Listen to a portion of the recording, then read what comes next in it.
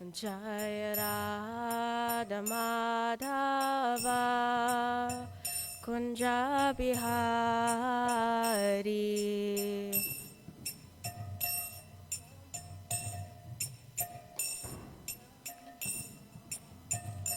Jaya Gopi Jana Vallabha Girivaradari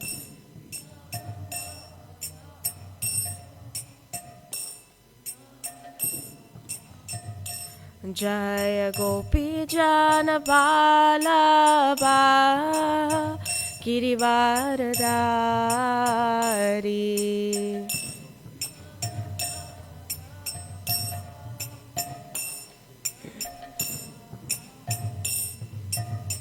Yashodanandana Prachujanharanjana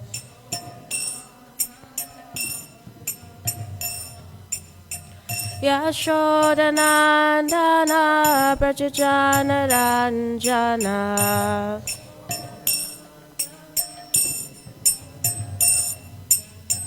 Yamunatira Vanachari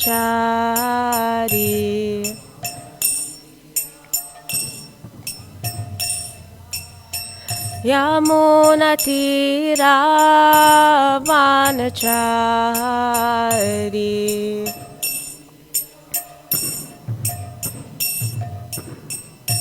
Jaya Radha Madhava Kunja Bihari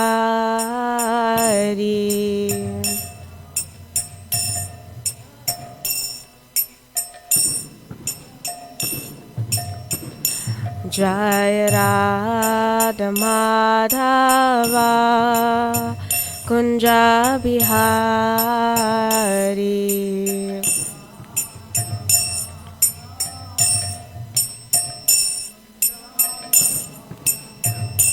Hare Krishna, Hare Krishna, Krishna Krishna, Hare Hare, Hare Rama, Hare Rama, Rama Rama, Hare Hare.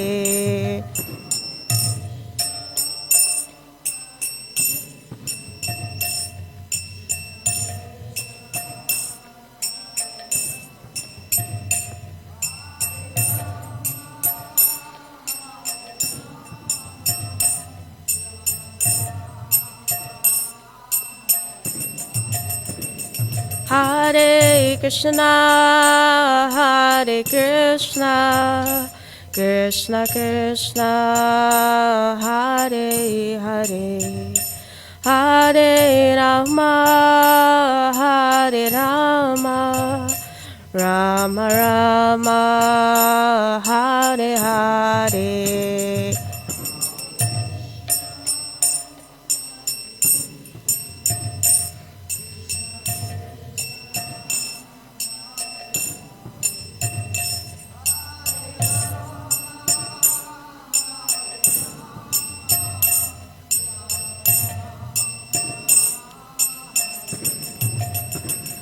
Jaya Prabhupada, Prabhupada, Prabhupada, Srila Prabhupada.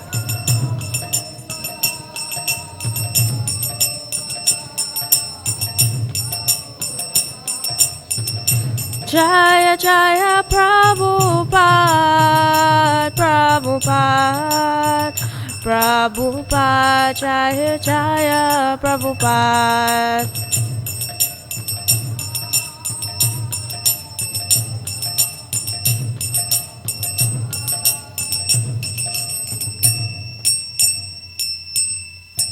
Shri Shri Radha Radhanath ki jai, Shri Giriraj Govardhan ki jai, Shri Gaura Hari ki jai, Srila Prabhupada ki jai, Gaur Premanande.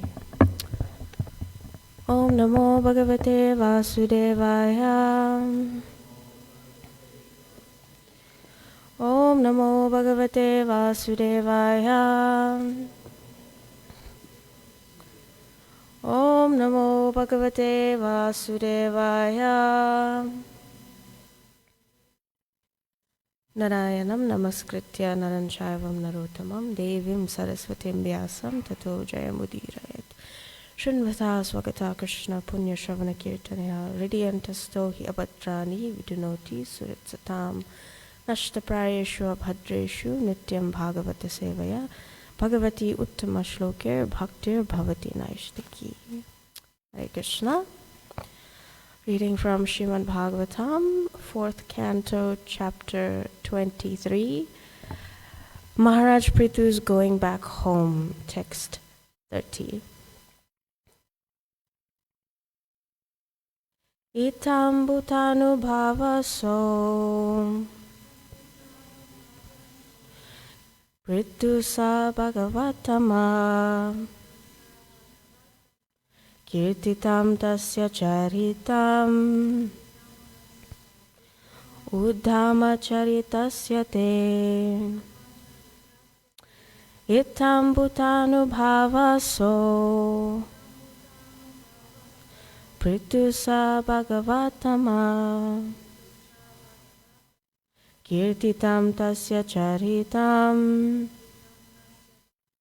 Uddhama charitasya te Itam bhutanu bhavaso Prithusa bhagavatama Kirtitam tasya charitam Uddhama charitasya te.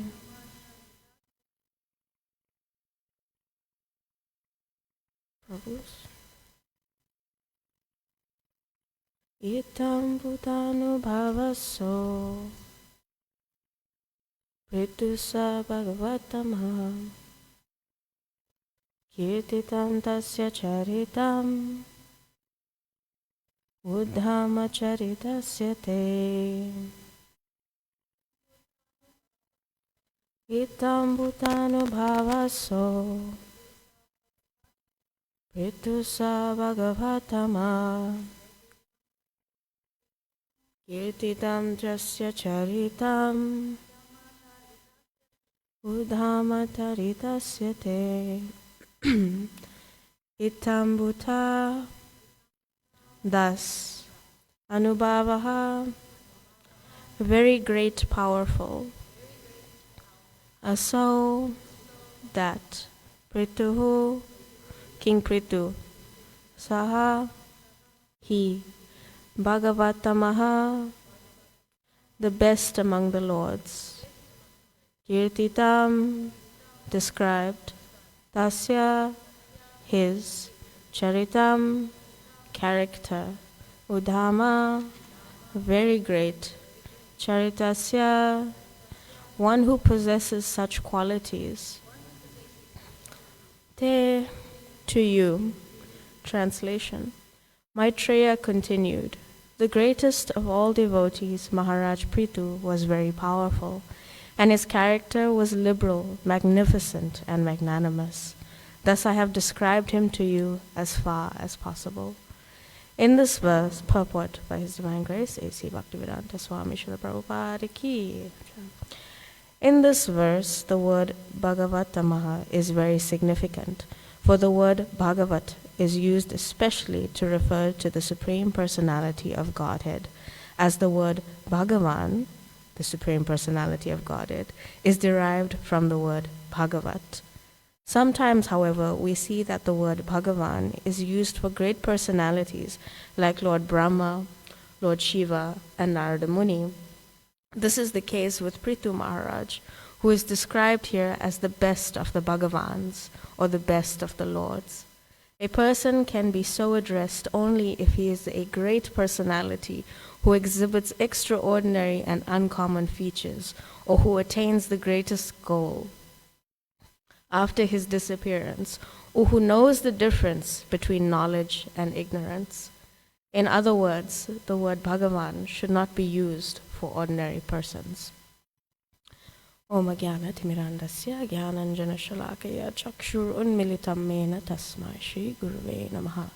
Nama Om Vishnupadaya Krishna Prasthaya Bhutale Srimadi Bhakti Vedanta Swamini Namine Namaste Saraswati Devi Gauravani Pacharane Nirvishesha Shunivari Paschatya Deshatayane Vanchakalpatarupyascha Kripa Sindhube Vacha Patitanam Bhavanebhyo Vaishnavebhyo Namo Namaha Jai Shri Krishna Chaitanya Prabhu Nityananda Shri Advaita Gadadhar Shivasari Gaura Bhaktivinoda Hare Krishna, Krishna Krishna, Hare Hare, Hare Rama, Rama Rama, Hare Hare.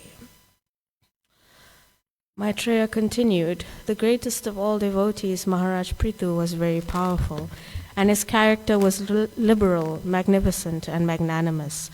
Thus I have described him to you as far as possible. Hare Krishna.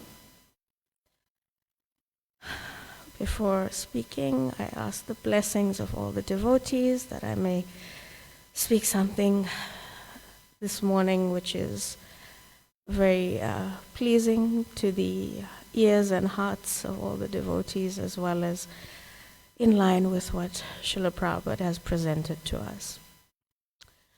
So Maitreya is speaking because we know the Bhagavatam is a conversation and a conversation and a conversation.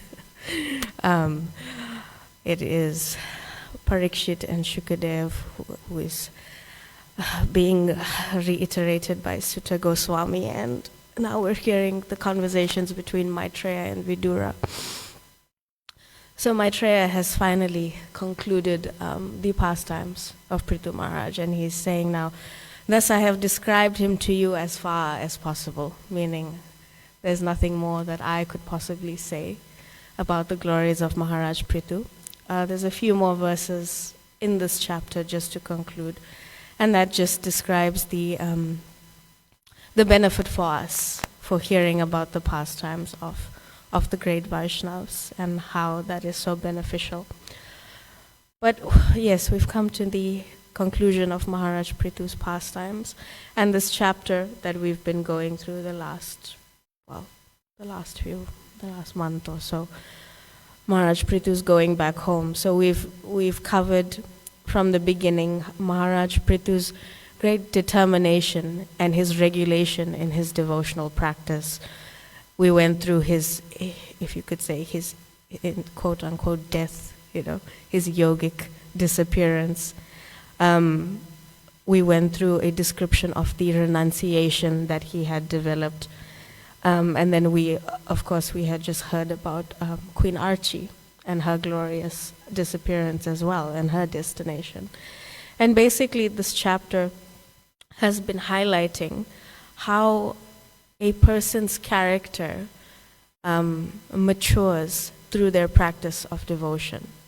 If they approach their devotional life in the correct mood, with the correct attitude and with the correct understanding, how our progression of life, our character matures through devotional service. So this verse is very interesting in the purport. Srila Prabhupada is speaking about Bhagavat and Bhagavan. And it's a phrase that is fairly common.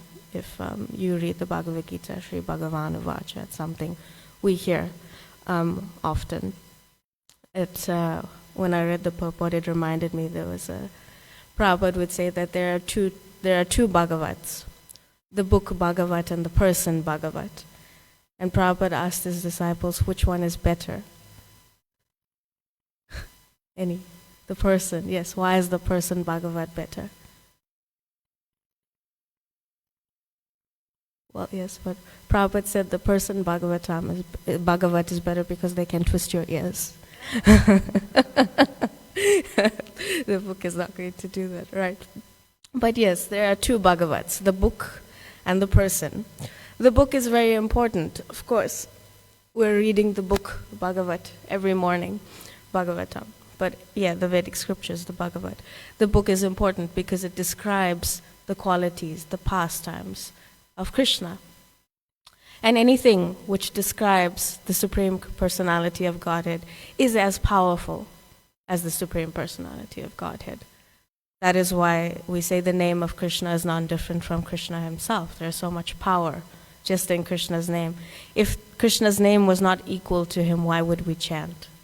so much? Why would that be the Yuga Dharma? Why would there be so much emphasis on the chanting of the holy name if it was less meaningful or less powerful than Krishna? But it carries the exact same potency as Krishna himself. And then you get the person Bhagavat. The person Bhagavat. Why do we need to come to the person Bhagavat? If we want to understand the book Bhagavat, we come to the person. So in this way, yes, the person is more important because it gives us a clarification and an understanding and a training and guidance into the book. If you want to learn anything, ideally you go to someone. That is the best way to learn. That's why, teachers are so important. The foundation phase of your life is education. It's being taught by someone. We're not going to get into the politics of Kali Yuga and the kind of teachers that we have in the modern age. But, ideally, yes, if you want to learn something, you go to someone. You go to someone who is qualified and bona fide. That's why in the Bhagavad Gita, chapter 4, Krishna instructs us. You learn the truth by approaching a spiritual master because they have seen the truth, the Tattvadarshis, the knowers of the truth, right? And in that purport to that verse, Prabhupada speaks about the qualities one needs to have to learn anything and everything. And that's basically submission and service. That if you have submission and you have service and you approach a seer of the truth, you can learn like that. And from this submission and the service of a qualified individual comes the spiritual knowledge, comes empowerment, comes everything that we would need for the maturation of our character. Prabhupada is saying in this purport that the Bhagavat, the extraordinary person, also he's using this phrase, extraordinary person, they know the difference between knowledge and ignorance. Basically, and what is that very fundamental lesson for us? They know the difference between the body and the soul. We start there, right? Because they understand that we build relationships which ideally we should build relationships with each other based off the soul, not the body. That is the fundamental teaching of the Bhagavad Gita, not the body, the soul. But yes, Prabhupada is saying in this purport that yes, Bhagavan is the Supreme Personality of Godhead, and most often, yes, it is a description for the Lord. And we know why is Krishna called Bhagavan? Because he possesses the 6 opulences in completion, 100% completely. No one else, there's not a single other person who can say that. They can say, yes, I have all the wealth in the world, but then they won't have the other opulences in completion. But Krishna is the only person who can say that. He possesses all 6 opulences in full. In one class on the Bhagavad Gita, Prabhupada says, why does it not say Krishna Uvacha in the Bhagavad Gita? Because Krishna is speaking. So Prabhupada is saying, why did Vyasadeva not write Krishna Uvacha? Why did he write Sri Bhagavan Uvacha? Because people may misunderstand and take Krishna to just be some historical, mundane figure. But by continuously saying Sri Bhagavan Uvacha, he is constantly emphasizing that please understand the person who is speaking this is the personality of Godhead in completion. You can say God and, we'll understand what you're saying, but somehow when you say Supreme Personality of Godhead, it carries a lot more weight than just saying God, right? So this is why it's not Krishna Uvacha, it's Sri Bhagavan Uvacha, to emphasize continuously that this is Godhead that is speaking. And then, of course, that very famous verse we know from the Bhagavatam, Ete cham sakalam pumsam, Krishna stu Bhagavan swayam. Again, Krishna stu Bhagavan swayam. I find it very sweet in this purport. Prabhupada is speaking about, the Bhagavat and Bhagavan, but he interchanges that with the word extraordinary, the extraordinary person. So I was thinking, who can be more extraordinary than Krishna, actually? Or actually, think about it, what makes someone extraordinary? Why is Krishna extraordinary? And you could say yes, and then the fact that Krishna is Bhagavan, it backs that up, right? The only person who possesses the 6 opulences in full. But let's just think about it. Like, there's always something new and fresh to say about Krishna. Like, we can read the same purports again and again and again about Krishna, but there will always be something new to uncover, some new depth of understanding, something we never read before. Like, you can read the Bhagavad Gita again and again and again. And actually, you can know the Bhagavad Gita word for word by heart. But every time you say it and every time you read it, because it's the words of Krishna, there'll be something you never noticed the last time. Right? Doesn't that make Krishna's words extraordinary? That I can read this book, or I can read his pastimes every day for the rest of my life, and I'll still not understand or come to the conclusion of them. There'll always be something new, something fresh to uncover. As compared to like us, something happens to us, we have like a funny or an embarrassing situation and we tell our friends about it. And the first few times maybe it's funny, but then after a while it just gets kind of dry and embarrassing. You forget about it, right? But Krishna is different. And then just to further add on to what makes Krishna extraordinary, right? In the Nectar of Devotion, the qualities of Krishna are described. There's I think 4 or 5 chapters dedicated. Imagine 4 or 5 chapters dedicated just to the qualities of Krishna and what makes him so extraordinary. I won't list, there's 64 qualities in total. I won't list all of them. But these are the fact that he possesses these 64 qualities in total, Prabhupada says, makes him Godhead, not just God, the Supreme Personality of Godhead. So in the Nectar of Devotion, the first 50 qualities are listed. And they're like, liberal, magnanimous, heroic, kind, shy, It's very interesting if you go and you read those qualities. They're nothing on paper, externally, if you just read the qualities. There's nothing quote unquote extraordinary about them. Like someone's heroic, someone is shy, someone is liberal, someone is brave. Okay, right? But Prabhupada, the first 50 are listed, and then Prabhupada says that the living entity, that's all of us, Shri Shri Radha Radhanath ki jai, Shri Giriraj Govardhan ki jai, Shri Gauranga Mahaprabhu ki jai, Srila Prabhupada ki jai. So the first 50 qualities, that the living entity can possess these qualities in a very minute quantity. But, that was the funny part, provided they become a pure devotee. It was quite funny. So the first 50, right? The living entity can possess in minute quantities. Then the next 5. These next 5 qualities, they are present partially in Lord Brahma and Lord Shiva. Partially. Not even in its totality, just partially. Then another 5, which brings us to 60. Then those 5, they're only present, or not even in the form of Narayan or Vishnu. Then the final 4 qualities are present only in Krishna and no one else.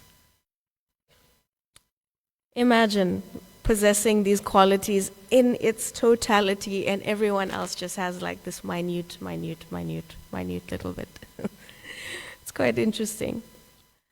So Prabhupada concludes that because Krishna possesses these 64 qualities in their totality, He is the Supreme Personality of Godhead. And if you notice, like with the Bhagavatam, each canto has a name, right? I think, what's this one? Is it the creation of the fourth order is the fourth. So each canto has a name. And we know the 10th canto that's dedicated to Krishna. That canto is entitled the Samam Bonam. In case if you don't know, that's not an English word. It's Latin, actually. And basically that just means, it's Latin for the highest or the ultimate good. That is Krishna. The highest, the ultimate, the most infinite of extraordinary, basically, right?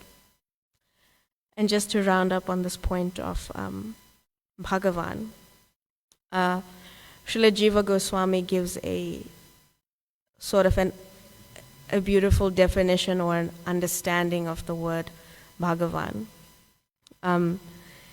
He writes, and I guess it's Sanskrit, it's called, or the phrase that he uses is Bhajaniya Guna Vashishta. Bhajaniya Guna Vashishta. And just in a quick sort of summary, that Krishna or Bhagavan has such an extraordinary nature, right? That everyone and anyone who comes in contact with him will want to serve him, will want to sacrifice or do something for his satisfaction, right? And this obviously comes from faith, from interacting with Krishna and developing faith. But, anyone who comes into contact with Bhagavan, at some point they become so attracted to something, to some quality, to some aspect of him, that they cannot help but serve him, right? Everyone is just drawn towards him. And Jiva Goswami also, he describes this Bhajaniya Guna Vashishta in terms of the word infinite. Infinite means that something that is limitless, that has no end, basically. And basically the highest conception of infinite is Bhajaniya Guna Vashishta, that Krishna is so infinitely attractive, he is so infinitely beautiful, that there cannot be any higher concept of infinite other than him, right? There's many different concepts of infinite, there's external, there's infinite time, infinite space, infinite power, but all of these things are external. But what Bhagavan actually represents is infinite selfless love, which we know that is what bhakti is, devotion and selfless love. So this infinite love is the highest kind of infinite there is, and that is Krishna, basically. That is the extraordinary nature of Krishna. Bhagavan, right? And today's verse, the definition of Bhagavat or Bhagavan is the best among the lords, the best of the best. But then Prabhupada goes on to continue that sometimes this word Bhagavan is used also for great personalities, and he gives the example like Lord Brahma and Lord Shiva, actually. And I was just, before class, I was paging through the Back to Godhead magazines on the table, and in every Back to Godhead there's an excerpt of a class by Prabhupada. So the class is on Prahlad Maharaj, and the title is Prahlad Maharaj, the best of the best. Right?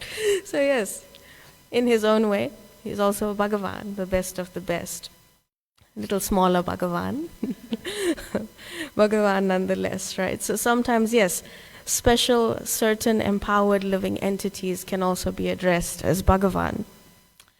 And we've been reading, right, this past few months about Prithu Maharaj. He is a Shaktiavesh avatar, a living entity, yes, who is empowered by the Lord for a specific purpose. So then I was thinking, maybe just to bring the conversation a little closer to us, what is actually stopping us from living a life that is empowered by Krishna? Because yes, Prithu Maharaj is. I'm not saying that we will all become Shaktivesh avatars and no. But yes, okay. Take the concept that Prithu Maharaj is a living entity who is specifically empowered by the Lord for a purpose. So what is stopping us as followers and as practitioners from living a life that is actually empowered in our own small way, whatever that looks like, by the Lord? And that is basically what this past chapter has been about. We saw from the beginning, Prithu Maharaj, we were saying, his dedication to his regulation and devotional service, his disappearance, all of these last few chapters have been basically about the activities and the life that Prithu Maharaj has led. So we can understand that everything we get out of life is based on the activities that we perform in life. Right? So just for ourselves now, what is the difference between between an ordinary and an extraordinary life? Something to think about. For us, what is the difference? What's going to flip the switch for us as practitioners of bhakti from yes, I have ordinary sadhana to I have extraordinary sadhana? What is it that we can do in our life to tap into the empowerment that is available to us, right? Because what is the difference between, say, a Goswami and a Kanishta, a beginner? Huh? They have control over their senses and the mind. Faith? Yeah? Determination, right? Okay. Because externally, the process that say a Kanishta follows and the process that a Goswami follows, externally it's the same process, right? Nothing changes when you become a pure devotee. You still have to chant 16 rounds.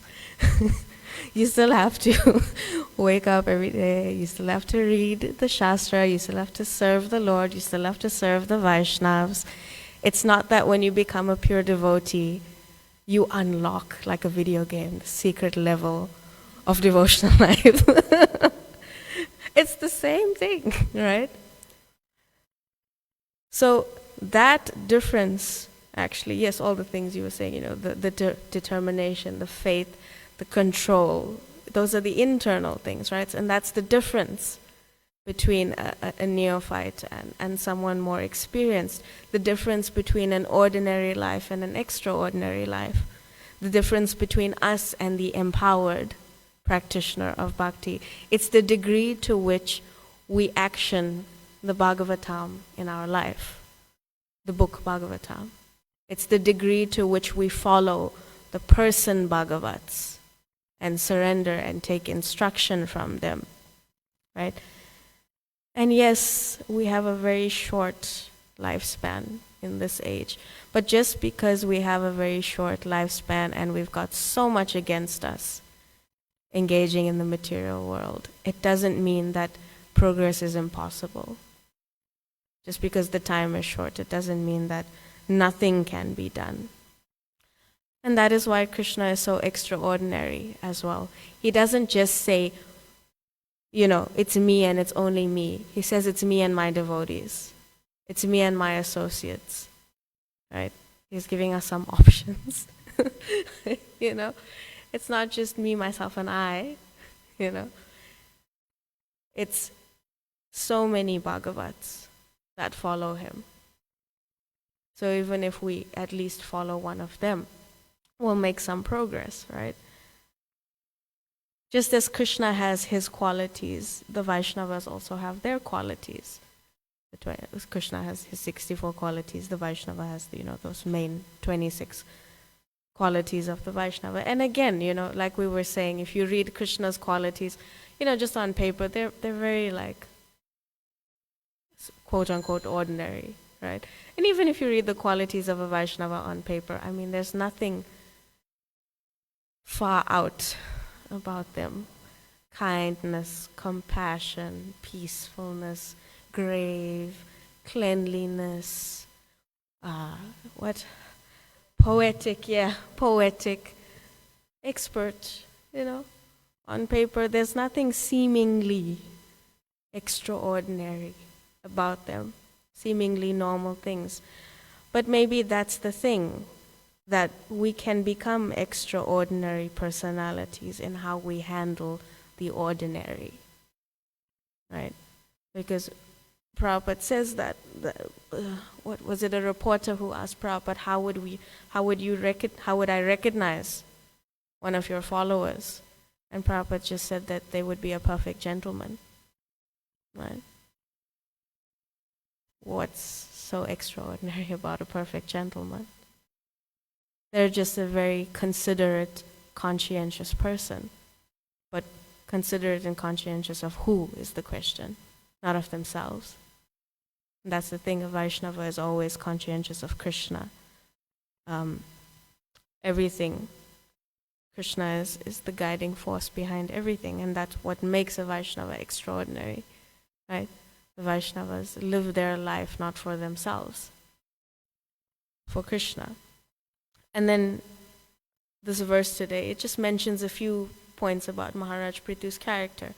Liberal, magnificent, and magnanimous. And quite interestingly, those very same qualities you can find in Krishna's 64 qualities. Liberal, magnanimous, magnificent, they're listed there. And Prabhupada also speaks about them, if you just do a search in terms of a Vaishnava as well. The same qualities are listed for us, or those who are trying to be Vaishnavas. So I just did a quick search, what did Prabhupada say about liberal, for example. And it's quite interestingly, Prabhupada, when he speaks about someone as a liberal person in a few places, he uses it as a synonym for Brahmana. That if you are a liberal person, that is a Brahmana. So then there's one class or one conversation he's having. So he says, Prabhupada is speaking, he says, so the miser, right? The opposite word is liberal or Brahmana. A miser knows his self-interest. How much nice foodstuff I have got to eat daily, that's all. And liberal, how much Krishna Prasad I am distributing to the world. Liberal. A miser is thinking, how much nice dishes I have eaten today, how much I have satisfied my tongue. Never mind I go to hell. Let me eat this, that, so many nice things. Let me satisfy my tongue. Oh, for your tongue so many animals are being sacrificed, killed? Never mind, I want to satisfy my tongue. Miser. But a Krishna-conscious person, he does not satisfy his tongue. He wants to satisfy Krishna, and whatever remnants foodstuff is there, he eats. That's all. He's liberal. These are the distinctions between miser and liberal. And also, Prabhupada uses liberal as a synonym for a Mahatma. We know Mahatma from the Bhagavad Gita, the great souls, right? Prabhupada uses the word liberal for Mahatma as well. That basically there's nothing for my satisfaction. The next one, magnanimous. In the Nectar of Devotion, that is described as someone who is charitably disposed, who's just inclined to give and give and give. And we know for us, the best example is Lord Chaitanya. Namo Mahavadanyaya. Vadanyaya, munificent, magnanimous, but not just Vadanyaya, but Mahavadanyaya, the most magnanimous. And in the Nectar of Devotion, the description is given that a person who can give themselves to anyone is called magnanimous. No one could be more magnanimous than Krishna, because he is always prepared to give himself completely to his devotee. Even to one who is not a devotee, Krishna in this form of Lord Chaitanya is prepared to give himself and grant deliverance. I was just thinking for us, are we actually prepared to give ourselves completely for something? Someone asks me for something, I have to really think about it, before I can commit to anything. I won't just immediately say yes, But Krishna is not like that. He's, as soon as you don't even say what you want, you just say Krishna, and he's like, yeah? Okay. What do you want? That saying, you take, what is it? 10 steps towards Krishna, he takes, 1,000 steps towards you, something. Magnanimous. It's quite needy. Just one step towards Krishna. But it's so interesting, actually. I was thinking how there are so many similar qualities in the qualities of Krishna and the qualities of the Vaishnava, right? But yes, how we develop those in our life makes all the difference between the ordinary and the extraordinary life. And just to conclude, there's this quote by, I don't know, I guess he's an American person, P.J. O'Rourke. I actually don't know what he did, but I read the quote, I heard the quote somewhere, and I thought it was really interesting. So he said that everybody wants to save the world, but nobody wants to help mom do the dishes. Right? And I thought it was just interesting. And basically what he's saying is that, everyone in the world, we want to be a hero. We want to do something big. We're attracted to these large, abstract goals. I really want to do something impactful and meaningful, whether material or spiritual, right? We want to do all these big, extraordinary, huge things, right, that have this grand impact on society at large. But we just forget about the everyday, mundane, quote-unquote, things that we have to do in our life, right? The small, everyday, practical things that we can do to just bring some relief to us and to the person next to us, or some benefit to us and to the person next to us, right? Because let's be realistic, what are the actual chances of us doing something large scale and extraordinary? I'm not saying it's impossible, but realistically, what's the chance of us doing that? What's the chance of me, going to the Antarctica and opening a temple? 0, I will just tell you that right now. 0. But what's the chance of me covering some service on the weekend for someone? 108%, right? The small, everyday thing that I can do to satisfy the devotees and to satisfy Krishna, right? And maybe that's where I will get my empowerment from. That's where I won't become a Shaktivesh avatar, but maybe I can become some kind of extraordinary devotee in how I deal with the ordinary, everyday things that I have to deal with, right? And that's why a Vaishnava is extraordinary, because of how they handle the ordinary, right? So maybe we should ask ourselves that what are the ordinary things that I can do in my life to just become more conscious of Krishna, to become more conscious of my community, to become more conscious of the temple, to start giving back in some small, everyday way to the temple, which gives so much to me, right?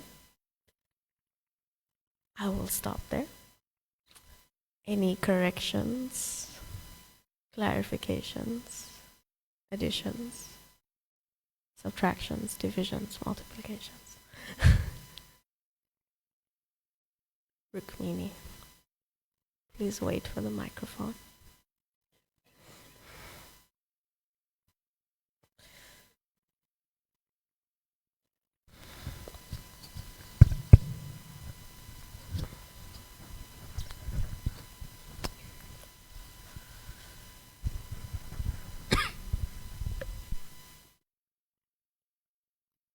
I think you put it off. Oh, you muted it. Hare Krishna. I was thinking about Jiva Goswami's comment, Bhajaniya Guna Vishishta. Kadamakanana Swami mentions it a lot. He uses the specific word, which I like. He said, he puts it into that God is so irresistible. You just gotta worship Him. So I just wanted to add that. Yes, God is so irresistible. Yeah, that's nice.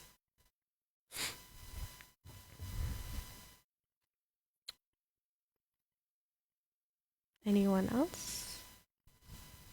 Prabhu.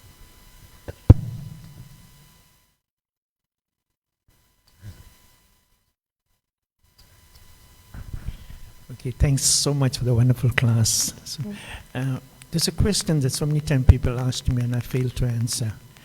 And they say that Krishna says in the Bhagavad Gita is a super soul situated in everyone's heart. So what this gentleman asked me during a heart transplant, when they take the heart out, where is Krishna then? So I was stumped and I couldn't answer. I don't think Krishna is particularly attached to the heart that he has to live. From what I understand, he lives within the region of the heart. That's what I was Yes, thinking. not Maybe exactly in the heart per se. And I think Krishna is powerful enough that if the heart is coming out, he can just step to the side and he can move. But yes, from what I understand, he's not in the region of the heart, He's the in the heart region, space. so I Yeah, can see that. not Okay. exactly. Yeah, Thanks. I would be worried if Krishna couldn't come out of the heart. And yes.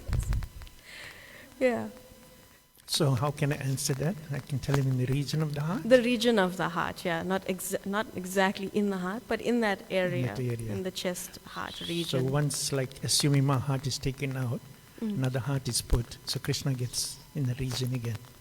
Well, That's Krishna what, you know, doesn't. he was saying, so- Krishna doesn't move from there, but also the fact that when the heart comes back and you come back to life, Krishna And is Krishna there comes- because because of consciousness. Krishna. Yeah, you're not Yeah. dead matter anymore. Okay, so at least... Krishna is always there. Thank you so much. I Yeah. said I'll ask some temple Oh. senior devotees will tell me. It's so complicated. Yeah. Okay. Thanks so much.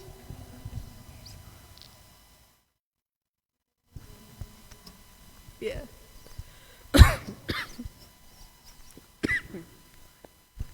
So together with Krishna, we should not forget that you are also there Oh, within yeah, the region of yes, yes, yeah, the soul is there. Yeah. You're still there. So you are still there also.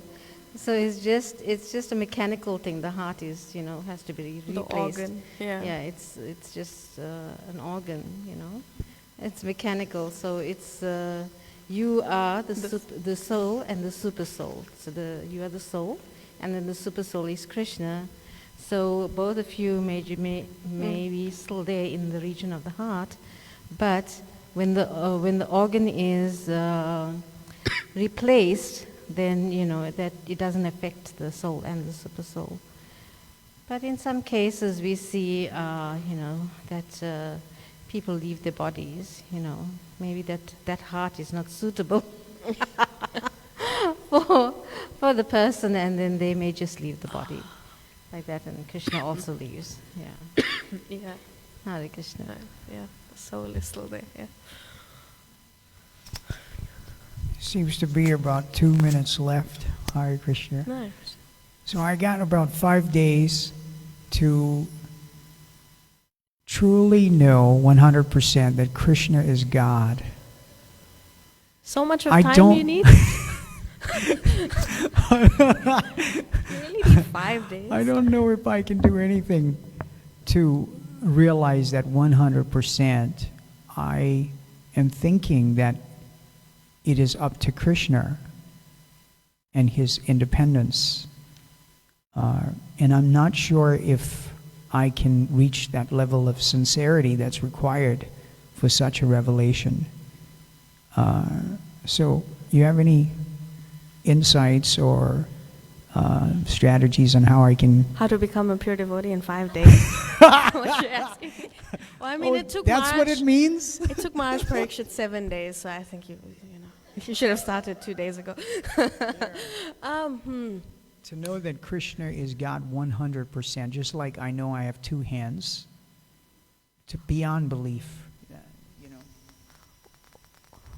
I think, even the most practiced, senior, mature devotee has doubts now and then, right? It's very natural to have a doubt about something.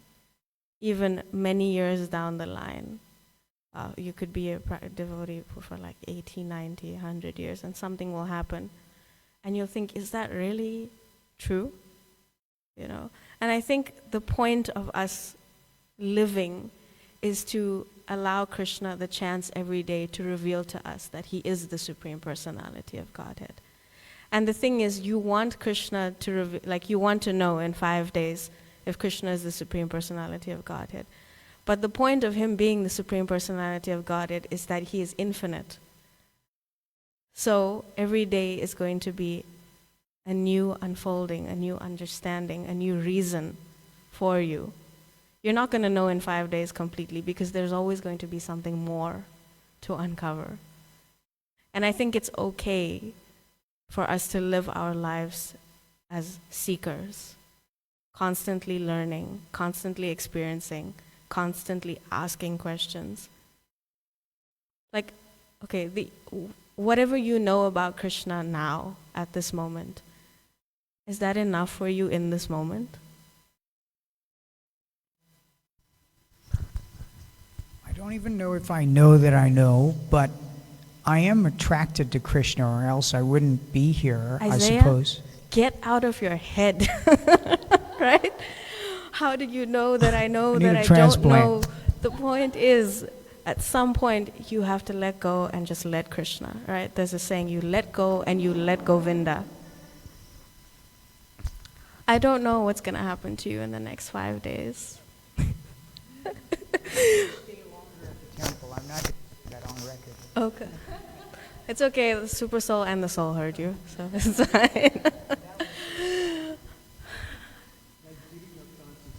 Krishna has 6 opulences. Mm.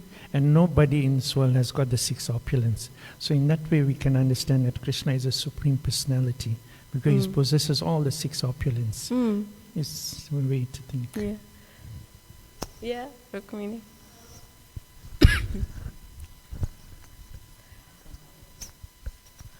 DYS counselors are here. I was speaking to a senior Vaishnavi, a Prabhupada disciple, recently, and she was sharing that in her life there's been different moments, and it's obvious when you look at her life that she was a deep seeker and that she's always had questions, from a young age. But there was a point in her life, and this was after many years of devotional service, where she obviously encountered something, I don't know what the things were, but it brought some doubt. And then she went back to, is Krishna really God?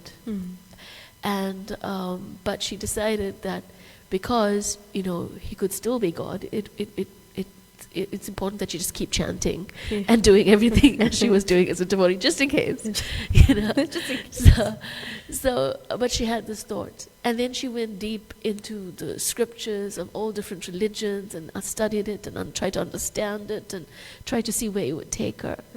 And then she said there was one moment that she was in her altar room, and suddenly it was just in the smell of the incense and the flowers on the altar that she got taken back to every moment in her life where she felt Krishna's presence. And then she understood that it's not an intellectual understanding of 100% coming to the point of, can I say 100% Krishna's God? But it becomes that an individual relationship. Yeah.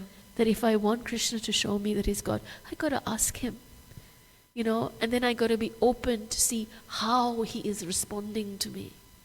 And maybe that even won't be 100%, but if it's enough for me to say that this is if anyone's God, then this is what I take. And maybe that's enough for now to say that, okay, yes, I accept it. But if I look for 100% intellectual, scientific, it's there, but there will always be but then what if? So I don't think it's an intellectual question. I think it's an individual question that we have to internally ask, and an answer we can only internally experience, and that faith will build. Thank you. Yeah. I was along the same kind of point. I was going to just say that, you want to know 100% if Krishna is God. Allow Krishna to answer that question. Let him reveal and show that to you. You've come to him with all sincerity. Why won't Krishna reciprocate with sincerity? Why won't he? Exactly. The practitioner may have their moments where with each other we are not very nice and this and that, but Krishna is never like that. Krishna is not that God who is offended and will strike fear down on you and judgmental. Krishna wants to know you. Krishna wants to share a life with you. Krishna wants to be your best friend. And that's the thing about Krishna, that whenever he approaches us, it's not to ask that, oh, worship me as this high and mighty person. Krishna wants to be your best friend. And maybe it's in that relationship of him being your best friend that he reveals his Godhead to you. So allow him. We always come to Krishna and we always want the answer, like I want to know in the next 5 days.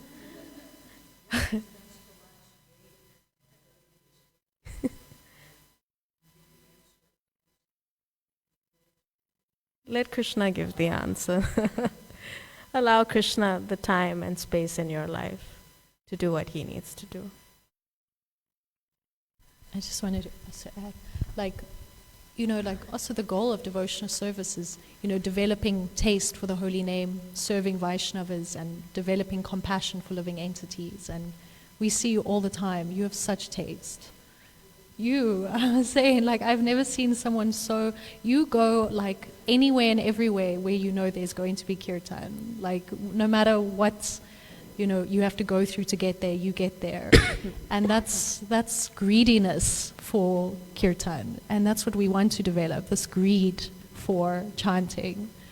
So that's your relationship with Krishna. You are seeking Krishna through kirtan. And you have developed compassion. You come with us to BYS, you are like our mascot, bringing everyone to come to the programs, because you have compassion for them. And you're serving the Vaishnavas. You come to the temple. You want to, do things here at the temple. So that's what we all want to try and do through devotional service. Compassion for the living entities, taste for the holy name, and serving the Vaishnavas.